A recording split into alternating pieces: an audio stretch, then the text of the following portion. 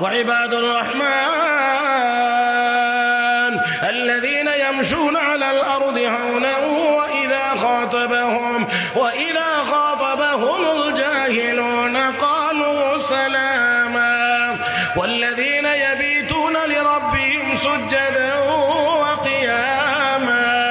والذين يقولون ربنا اصرف عنا عذاب جهنم إن عذابها كان غراما إنها ساءت مستقرا ومقاما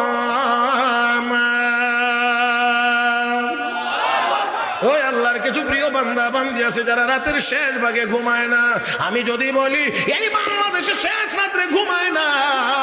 কিন্তু না ঘুমায়া ভালো কাজ করে, নেক আমল করে, তাহলে এই দেশের একদল হক্কানি উলামায়ে কেরাম এবং তাদের বিশেষ অনুসারী ছাড়া আর কেউ হতে পারে না।